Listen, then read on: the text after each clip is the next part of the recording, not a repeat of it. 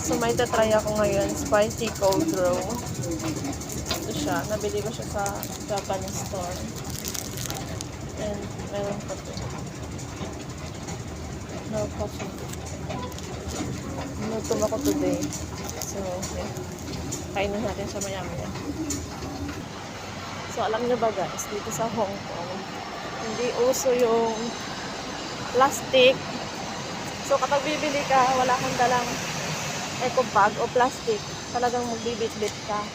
Kasi dito, pag nag-additional ng plastic o mapapalagay ka sa plastic, mababayad ka pa ng $1. So, imagine, ganun kasi disiplinado sila dito. Kaya, lahat dito, halos lahat sila may dalang eco bag o bag talaga para hindi na gumastos or mag-add ng dollar. So, yun yung policy or yun yung rule dito. Kaya, kapag bibili ka dito, expected mo na kapag wala kang dalang eco bag, bibit-bitin mo siya. Kaya, dapat lagi kang may dalang eco bag or bag. Ay, nangingala ko, naglalakad ako.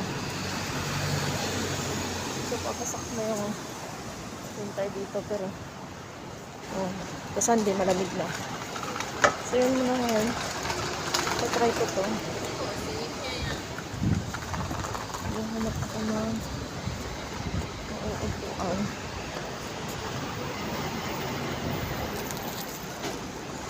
Sibang na talaga ako. So, uupo muna ako dito para matikman tong spicy cone. So, dito kasi hindi uso yung kanin sa umaga. Ganang bread ka lang.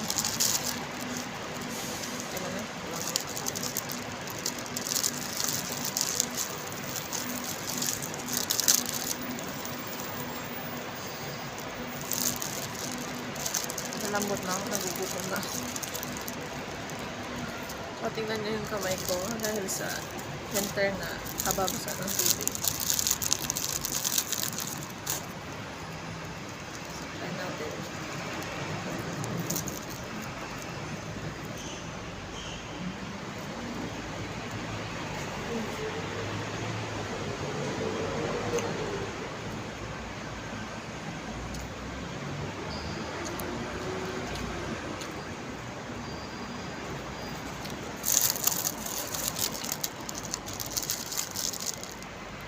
Sarap yung kanin niya. Sobrang lambot.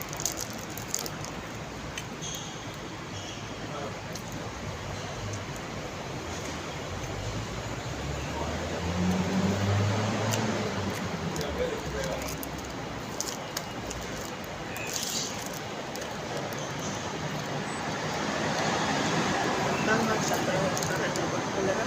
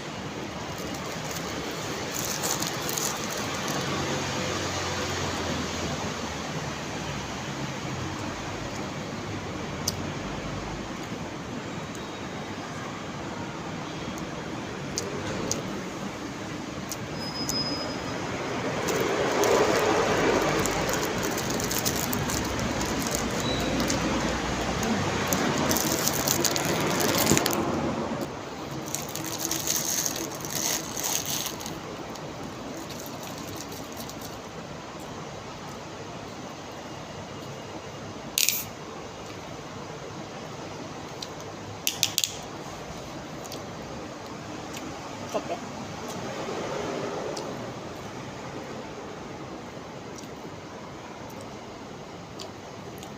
Oh, kumusta?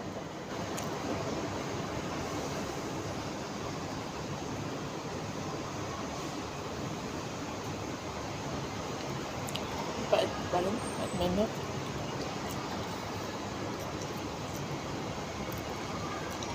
Parang sterilized. No coffee siya.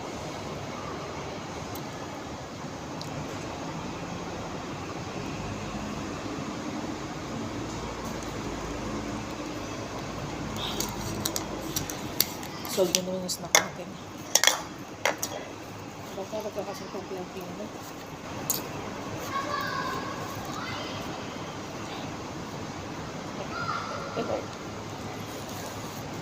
So that's all for this video, guys. Keep on watching.